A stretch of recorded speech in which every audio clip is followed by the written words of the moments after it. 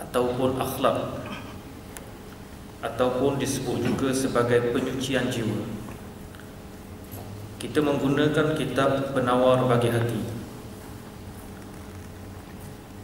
dan telah pun membicarakan definisi, membicarakan pengertian ilmu tasawuf di dalam pengajian-pengajian kita yang lalu. InsyaAllah kita sambung pada hari ini pada muka surat yang keempat. Kata pengarang Syekh Abdul Qadir, ingatlah di dalam hatimu bahawa Allah Ta'ala telah memberi nikmat kepadamu dengan beberapa nikmat yang besar-besar, iaitu segala anggotamu yang wajib atasmu memelihara dan mensyukurinya. Maka jika engkau tiada memeliharakannya, nescaya semua itu akan menjadi saksi atasmu pada hari kiamat nanti. Pengajian kita yang lalu, kita mempelajari tentang prinsip ilmu tasawuf. Dihantarkan kepada kita pengertian apa dia faedah, apa dia hukum dan apa namanya. Kemudian telah dibicarakan berhubung dengan anggota yang zahir, iaitu 7 anggota. Yang pertama mata, yang kedua telinga, yang ketiga lidah, yang keempat perut, yang kelima farash, yang keenam 2 tangan, dan yang ketujuh 2 kaki. Ketujuh-tujuh anggota ini, kata Syekh Abdul Qadir Al-Mandili, dia kata ingatlah di dalam hatimu bahawa sebenarnya Allah Subhanahu wa Ta'ala telah kurniakan nikmat kepadamu dengan beberapa nikmat yang sangat besar. Di antara nikmat yang sangat besar itu ialah anggotamu yang wajib atas kamu pelihara dan syukurinya. Tuan-tuan sekalian, alhamdulillah kita boleh sampai ke sini kerana 2 kaki kita dikurniakan oleh Allah. Demikian juga kita mampu hadir ke surau ini kerana mata kita dikurniakan oleh Allah. Demikianlah juga dengan anggota-anggota yang lain. Maka sewajibnya kamu memelihara dan mensyukurinya. Kerana seperti firman Allah Subhanahu wa Ta'ala, Al-yawma nakhtimu ala afwahihim wa tukallimuna aydihim wa tashhadu arjuluhum bima kanu yaksibun. Pada waktu itu kami meteraikan mulut mereka sejurus dan memberi peluang kepada tangan-tangan mereka memberitahu kepada kami kesalahan masing-masing, dan kaki mereka pula menjadi saksi tentang apa yang mereka telah usahakan. Bilakah hari tersebut, tuan-tuan sekalian? Kita tidak tahu bila masanya kita akan berdepan dengan hari ini. Tetapi hari yang dimaksudkan oleh Allah, al-yaum, adalah hari akhirat. Hari akhirat yang bakal muncul menyebabkan kita dihisab oleh Allah. Hisab yang sangat detail, hisab yang sangat digeruni oleh seluruh manusia. Yang lebih hebat, tuan-tuan sekalian, mulut kita yang seringkali berbicara dengan bohong akhirnya dikunci oleh Allah Subhanahu wa Ta'ala. Hari tersebut nakhtimu ala afwahihim, kami meterai mulut-mulut mereka, kami cop mulut mereka, kami kunci mulut mereka sehingga mulut tidak mampu berkata-kata. Tuan-tuan sekalian, sebab itu di dalam Al-Quranul Karim Allah Subhanahu wa Ta'ala tunjuk bahawa dia adalah pencipta manusia. Umpamanya disebut di dalam Al-Quran, nasiyatin kazibatin khati'ah, ubun-ubun yang berkata dusta dan ubun-ubun yang telah melakukan kesalahan. Ubun-ubun ni duduk dekat kepala kita, tuan-tuan sekalian, ada di atas ini. Nasiyah, bahasa Arabnya disebut nasiyah. Nasiyah yang berada di sini, tiba-tiba dalam Quran Allah Ta'ala kata nasiyah kazibah, ubun-ubun yang bercakap bohong. Bila ubun-ubun ni bercakap bohong? Bila ubun-ubun ini telah melakukan kesalahan. Allah Subhanahu Wa Ta'ala tunjuk, aku yang buat manusia, aku yang ciptakan manusia. Pembohongan daripada mulut ini, ia adalah terjemahan daripada apa yang otak ini berfikir, yang berada di bahagian kepala ini rancang. Kita ingin tipu sesuatu, mulut kita akan berbicara, tangan kita akan bertindak, tetapi ia hadir setelah daripada direncana oleh kepala manusia. Dia akan melakukan kesalahan, bermula daripada kepala manusia. Tuan-tuan sekalian, sebab itu Allah Ta'ala sebut sejak daripada awal. Tapi untuk bohong pada orang lain, kepala kita dia tak boleh nak guna. Kepala kita tak boleh nak beritahu kepada orang lain. Tetapi anggota tubuh badan kita boleh bagi tahu. Kita boleh bagi tahu dengan lisan daripada mulut. Kita boleh bagi tahu dengan tindakan melalui tangan. Sama ada kita type, kemudian kita lancarkan melalui Facebook, ataupun kita hantar melalui email, ataupun kita sebarkan pelbagai perkara dengan tangan kita. Tetapi ingat, al-yawma nakhtimu ala afwahihim, hari tersebut kami kunci mulut-mulut mereka. Mulut kita yang biasa berbohong, gagal untuk berbohong pada hari akhirat. Wa tukallimuna aydihim, dan kami memberi peluang kepada tangan-tangan mereka memberitahu kepada kami kesalahan masing-masing. Apa yang dia buat masa atas dunia, tangan bercakap. Apa yang kaki buat kesalahan masa di atas dunia, dia yang akan bercakap. Dan masing-masing anggota tubuh badan akan menjadi saksi. Tuan-tuan sekalian, ini adalah hisab yang sangat dahsyat dilakukan oleh Allah Subhanahu wa taala. Maka setiap anggota itu bertutur mengenai kejahatan yang keluar daripadanya. Dan firman Allah Ta'ala, وَمَا كُنْتُمْ تَسْتَتِرُونَ أَنْ يَشْهَدَ عَلَيْكُمْ سَمْعُكُمْ وَلَا أَبْصَارُكُمْ وَلَا جُلُودُكُمْ وَلَكِنْ ظَنَنْتُمْ أَنَّ اللَّهَ لَا يَعْلَمُ كَثِيرًا مِمَّا تَعْمَلُونَ. Maksudnya, dan semasa kamu berselindung ketika melakukan dosa di dunia dahulu, bukanlah kerana kami bimbangkan pendengaran dan penglihatan, serta kulit-kulit badan kamu menjadi saksi terhadap perbuatan-perbuatan kamu yang berdosa itu. Akan tetapi kerana kamu menyangka bahawa Allah tidak mengetahui kebanyakan dosa yang kamu lakukan secara bersembunyi itu. Tuan sekalian, sangkaan kita Allah tak tahu. Sangkaan kita dah bersembunyi. Sangkaan kita dah duduk jauh daripada manusia. Maka hilanglah takwa, hilanglah rasa takut kepada Allah Subhanahu wa taala, dan tiada dapat bersembunyi daripada sekalian saksi yang tersebut itu, melainkan dengan meninggalkan segala kejahatan itu sama sekali, kerana semua itu tiada bercerai daripada manusia pada setiap masa dan pada setiap tempat. Berikut ini adalah 7 fasal bagi segala anggota yang 7 itu.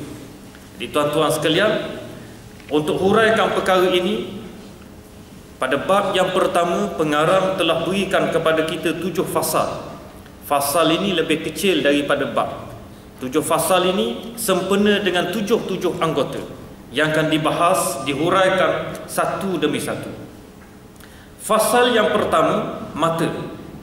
Ketahuilah bahawa matamu itu dijadikan oleh Allah Ta'ala bagimu kerana beberapa faedah duniawi dan ukhrawi. Kata Syekh Abdul Qadir Al-Mandili, kamu kena tahu, walaupun sebenarnya kita dah ada maklumat, kita dah tahu, tetapi inilah yang dikatakan peringatan. Ketahuilah oleh kamu bahawa matamu itu dijadikan oleh Allah, diberikan kepada kamu, dikurniakan kepada kita semua kerana beberapa faedah duniawi dan ukhrawi. Ada faedah dunia, ada faedah akhirat, ukhrawi. Antara faedah ukhrawi, memandang kepada langit, matahari, bulan, bintang dan lainnya, supaya engkau berdalil dengannya atas ada Allah Ta'ala, atas keesaannya dan atas kekuasaannya. Dan lagi faedahnya untuk melihat Al-Quran, melihat jalan ke masjid dan kepada tempat menuntut ilmu. Ini faedah ukhrawi, tuan-tuan sekalian. Artinya, apa yang Allah Subhanahu Wa Taala kurniakan kepada kita bukan sia-sia. Dia kurniakan mata kepada kita, tujuannya kepentingan ukhrawi. Sebab itu kita dapat lihat cabaran Allah di dalam surah Al-Mulk. Umpamanya Allah Subhanahu Wa Taala minta supaya kita lihat pada langit, sehingga 2 kali permintaan Allah. Ulangan daripada Allah sebut, farji'il basara karratain yanqalib ilaikal basar. Allah Subhanahu Wa Taala menyatakan, ulang balik lihat ke langit. Ada ke tidak kamu memerhatikan di langit tersebut ada pecahan, ada rekahan, adanya keretakan yang ada di langit, farji'il basar, kalau kamu dah letih kamu melihat ke langit, ulang balik. Ulang balik penglihatan kamu, ulang balik kajian kamu, ulang balik. Adakah kamu dapat memerhatikan keretakan ataupun di mana-mana tempat yang pecah? Nescaya kamu akan letih untuk melihat. Tuan-tuan sekalian, berapa lama dah ayat ini terkandung di dalam Al-Quranul Karim? Sudah begitu lama. Kalaulah Al-Quranul Karim membicarakan cabaran seperti ini, ia membawa mesej bahawa perbuatan Allah, ciptaan Allah adalah yang paling terbaik. Apa yang berlaku pada ciptaan kita, tuan-tuan sekalian, kita akan berdepan dengan kerosakan. Kita mencipta platform, kita ambil daripada ExxonMobil sebagai suatu contoh. Akhirnya kita terpaksa baik pulih. Kita mencipta bangunan, akhirnya bangunan tersebut perlu diselenggarakan. Kita membuat sebarang perkara yang canggih, yang hebat, akhirnya ia berdepan dengan kelemahan dan juga perkara-perkara yang boleh dilihat sebagai kekurangan. Tetapi ciptaan daripada Allah, Allah Ta'ala boleh siap mencabar. Lihat kali kedua. Kalau kamu sudah letih, lihat kali kedua. Ada ke tidak rekahan, retakan dan seumpamanya. Tuan-tuan sekalian, oleh kerana itu faedah ukhrawi daripada ciptaan mata ini adalah untuk melihat kebesaran yang telah diberikan oleh Allah. Melihat langit, kita kata ada apa pada langit? Langit inilah yang telah menunjukkan betapa hebatnya Allah Subhanahu wa taala. Lihat pada matahari. Cuba lihat daripada terbit matahari berada di tengah-tengah kepala kita, tergelincir, kemudian tenggelam. Putaran seperti ini berlaku silih hari berganti dalam keadaan yang cukup hebat apa yang telah disusun oleh Allah Subhanahu wa taala.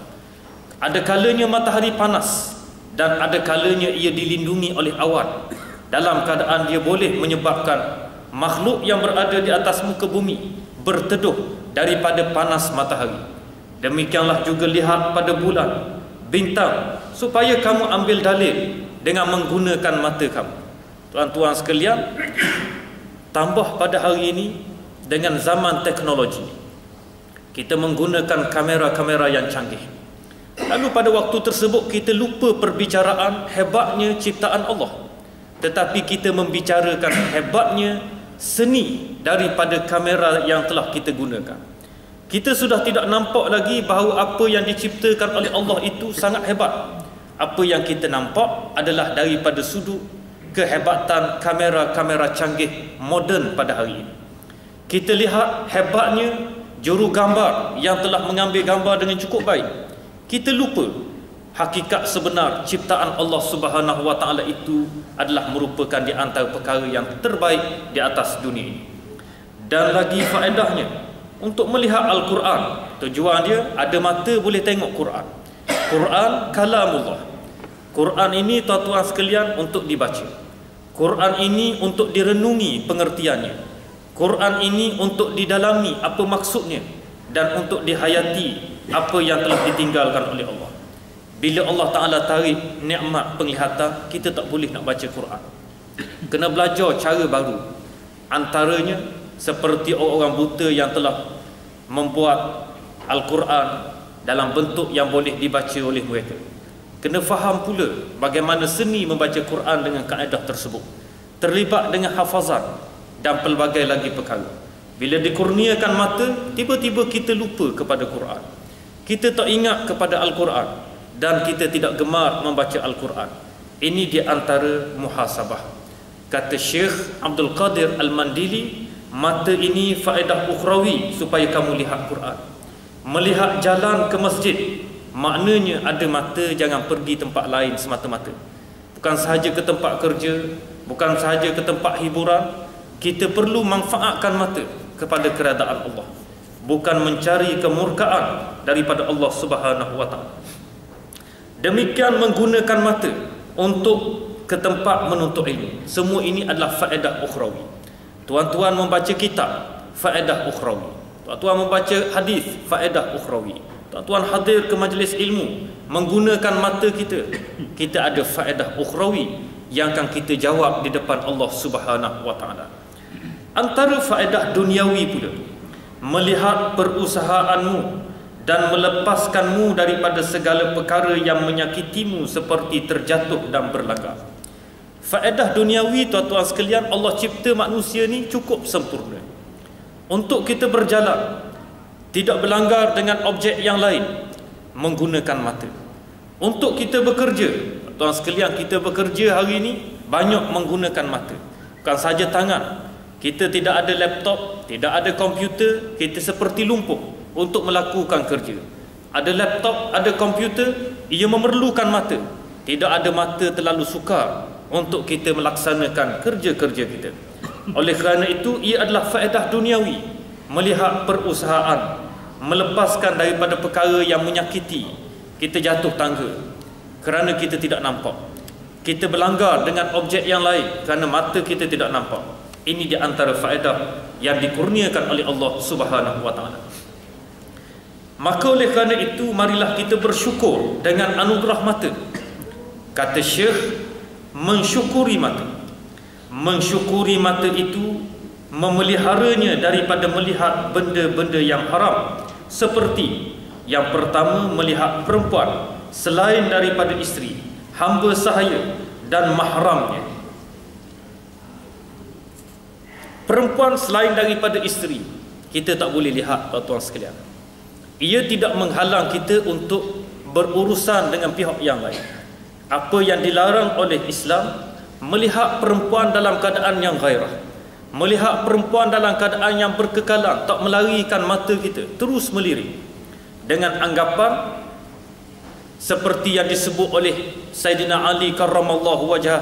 Nabi Muhammad minta Sayyidina Ali kata, bila mana melihat seorang wanita yang cantik, Nabi Muhammad kata, lakal ula, penglihatan kamu yang pertama itu adalah merupakan rezeki untuk kamu, hak kamu, tak salah dan tidak dikira berdosa. Wa alaika tsaniyah, tetapi yang kedua kamu tanggung dosa. Tapi setengah orang daripada kalangan kita, dia kata kita jangan berpaling, tengok terus sampai kita puas. Yang tu dikira berdosa, kerana kita terpaksa untuk alihkan pandangan setelah kita melihat kecantikan seorang wanita, bukan isteri, bukan mahram, dan juga bukan daripada kalangan hamba sahaya. Kena larikan mata kita. Kerana ini cara untuk kita bersyukur kerana kurniaan daripada mata yang diberikan oleh Allah Subhanahu wa taala. Hamba sahaya, tuan-tuan sekalian, dalam kaedah fiqh kita hari ini tak jumpa dah. Hamba sahaya ni hak milik kita. Sebagai suatu contoh, semua barang yang dimiliki oleh kita, kita berhak ke atasnya. Pen umpamanya, ini adalah milik kita. Kita boleh gunakan dia, kita boleh jual dia, kita boleh untuk menyerahkan kepada orang lain. Itu barang. Hamba sahaya ni manusia, tapi status dia adalah seperti barangan. Kita boleh miliki dia, kita boleh jual dia, dan kita boleh serahkan dia kepada orang yang lain. Hamba sahaya ini wujud zaman dahulu sehinggalah sampai ke zaman Islam. Tetapi Islam tak boleh untuk terus melupuskan hamba sahaya ini, kerana ia merupakan pemilikan orang lain. Dah jadi milik orang lain, Islam datang untuk lupuskan, tak boleh. Ada kaedah melupuskannya. Maka Islam memperkenalkan beberapa kaedah. Antaranya melalui hukum kafarah. Bila mana seseorang itu, seorang lelaki bersetubuh dengan isteri pada siang Ramadan, maka kafarah yang dikenakan membebaskan seorang hamba sahaya. Bila dia bebas pada waktu tersebut, lepas hukuman dia, lepas kafarah. Apa tujuan? Tujuan Islam untuk memerdekakan manusia dengan menggunakan hukum hakam yang sangat bijaksana, dalam keadaan yang tidak menyebabkan orang lain rasa terguris dengan pemilikan harta dia yang telah dihapuskan. Demikianlah juga dengan kaedah zakat. Antara asnaf yang layak menerima zakat adalah hamba sahaya. Hari ini sudah tidak ada. 8 asnaf antaranya adalah hamba sahaya. Zaman Umar bin Abdul Aziz pernah berlaku apabila seorang gubernurnya mengadu kepada Umar bin Abdul Aziz bahawa harta zakat banyak sangat sekarang ni, tak habis, fakir miskin sudah tidak ada, kebanyakannya sudah mengelak untuk menerima zakat kerana merasakan diri mereka sudah ada kemampuan. Bagaimana dengan harta zakat yang bertimbun ini? Apa yang perlu dibuat? Tuan-tuan sekalian, jawab Umar bin Abdul Aziz, apakah di tempat kamu itu sudah tidak ada hamba abdi? Adakah negeri kamu tu sudah habis hamba abdi? Dia kata ramai lagi hamba abdi. Maka gugurkan, ambillah duit zakat, gugurkan mereka daripada menjadi hamba abdi, jadikan mereka orang-orang yang merdeka. Siapa yang mulakan perkara ni, tuan-tuan sekalian? Islam melalui pemerintahan zaman Nabi Muhammad sallallahu alaihi wasallam, disusuli oleh Umar bin Abdul Aziz, disusuli oleh pemerintah-pemerintah Islam yang lain. Tetapi akhirnya nama yang naik, yang telah memerdekakan hamba abdi ini bukan daripada Islam. Akhirnya tidak timbul Islam, tidak timbul ajaran Nabi Muhammad, tidak timbul Umar bin Abdul Aziz. Naiknya adalah Abraham Lincoln yang telah membebaskan sistem perhambaan. Hari ini sudah tidak ada, tuan-tuan sekalian. Oleh kerana itu, bila kita melihat dia adalah barang, hamba sahaya boleh dilihat, hamba sahaya layak untuk kita perhatikan dia, dan kita boleh bersama dengan dia bagi seorang lelaki seperti isteri menggaulinya. Nabi Muhammad juga memiliki hamba sahaya seperti Maryah Al-Qibtiyah yang telah dianugerahkan oleh Raja Mesir suatu ketika dahulu. Maryah Al-Qibtiyah bukan bertaraf isteri, tetapi hamba sahaya. Perkara ini berada di dalam hukum Islam. Walaupun hamba abdi telah dihapuskan, hukumnya tidak dihapuskan, kerana kemungkinan ia akan berlaku balik. Kesan daripada penjajahan, kesan daripada peperangan. Bila hukumnya ada, kita tidak kelam kabut untuk berfikir bagaimana keadaan pada masa yang akan datang. Tuan-tuan sekalian, begitu juga mahramnya. Mahram ini orang yang haram kahwin dengan kita. Adik-beradik, ibu ke atas, nenek dan seumpama itu adalah di antara orang yang kita haram berkahwin. Maka yang ni tak apa kita lihat auratnya, kita lihat keadaannya, mukanya, kita lihat rambutnya, tak apa. Ini di antara perkara yang diizinkan oleh syariat untuk kita menggunakan mata kita. Tetapi dalam keadaan melihat dengan gairah, walaupun pada mahram tak boleh, walaupun pada adik-beradik, tetapi dalam keadaan yang gairah kita tak boleh mesti menghadap. Apa yang diizinkan adalah perkara yang diharuskan oleh agama. Kemudian yang kedua, mensyukuri mata itu adalah memeliharanya daripada melihat golongan yang muda remaja. Tuan-tuan sekalian, kita rasa pelik. Kenapa muda remaja juga tak boleh kita lihat? Muda remaja ni sama jenis. Kita lihat orang lelaki, tetapi dia muda, mukanya terlihat bersih, kita lihat dia begitu cantik.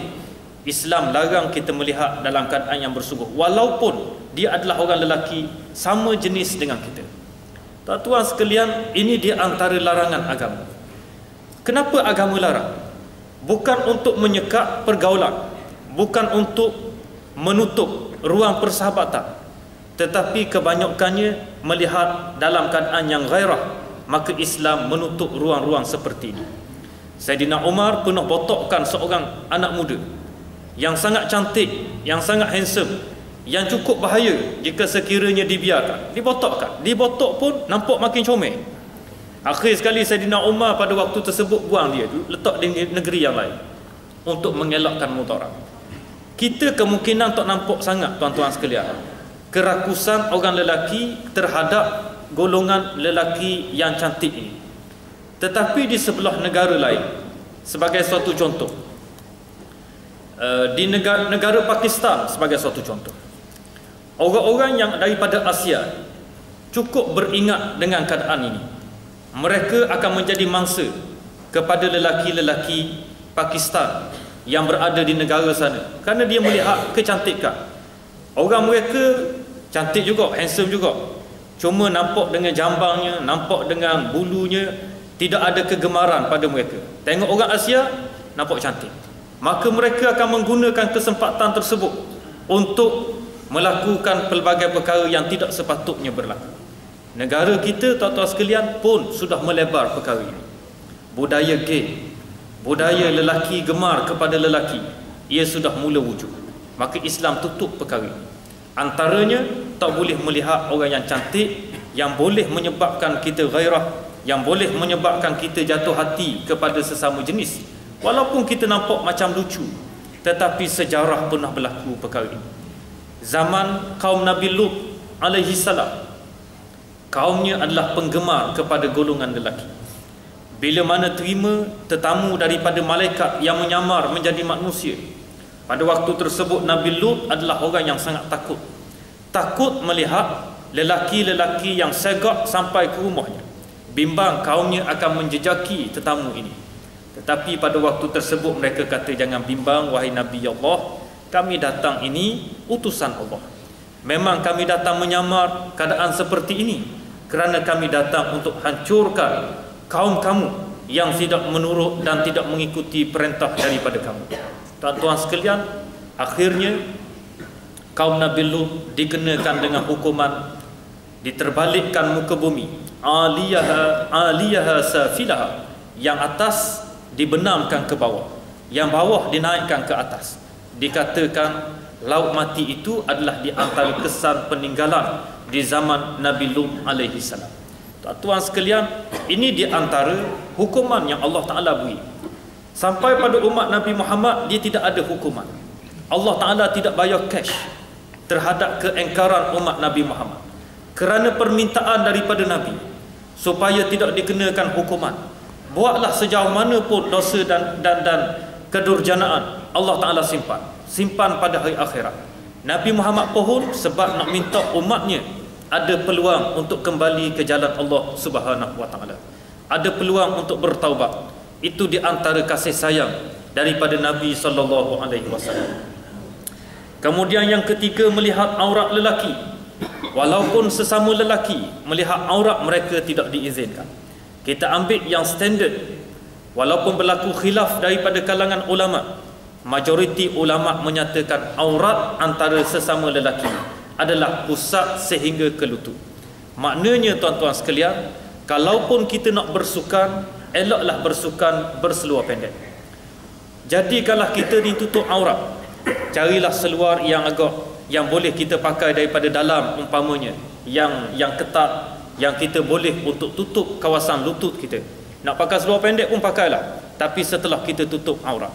Ataupun memakai seluar track yang panjang untuk menutup aurat kita, itulah yang terlebih baik. Kita renang, masuk dalam aktiviti renang, pastikan kita menutup aurat. Kenapa kita menyebut perkara ni tuan-tuan sekalian? Satu, aurat adalah hak kita. Kita yang mesti jaga. Kalaulah kita yang membuka aurat, kita tanggung dosa. Tetapi kalau kita membuka orang lain melihat aurat kita, kita juga perlu menanggung dosa orang lain. Umpamanya golongan wanita. Wanita membuka auratnya, datang ke ofis dalam keadaan mendedahkan aurat. Pada waktu tersebut, dosa membuka aurat ini ditanggung oleh dirinya. Tetapi dosa orang lain melihat aurat tersebut terpaksa juga ditanggung oleh dirinya. Orang lain tengok tu berdosa. Tetapi dalam masa yang sama kita membuka ruang orang lain melihat, pun kita kena menanggung dosa. Sebab tu tuan-tuan sekalian, jangan anggap perempuan susah, jadi suami lagi susah. Tambah-tambah kalau boleh isteri yang degil. Kita minta tutup aurat tapi dia kata tak boleh. Kita rasa bebas, kita rasa selesa tak membuka aurat. Dalam masa yang sama gagal suami ataupun mendiamkan diri suami, suami kena tanggung dosa yang ada pada isteri. Sebab tu tuan-tuan sekalian, Islam dia bukan nak khianat. Islam bukan nak menyusahkan. Islam minta supaya kita ni jaga dan patuh pada Allah. Kalaulah aku beri mata kepada kamu, aku kurniakan anggota tubuh badan yang cukup baik kepada kamu, dalam keadaan yang cukup sehat, tiba-tiba kita tak boleh untuk taat kepada Allah, maka alangkah malangnya kita untuk menjadi hamba-hamba kepada Allah Subhanahu wa Ta'ala yang terbaik. Pastikanlah pada memelihara matamu kerana firman Allah Subhanahu wa Ta'ala, qul lil mu'minina yaghuddu min absarihim wa yahfadhu furujahum dzalika azka lahum innallaha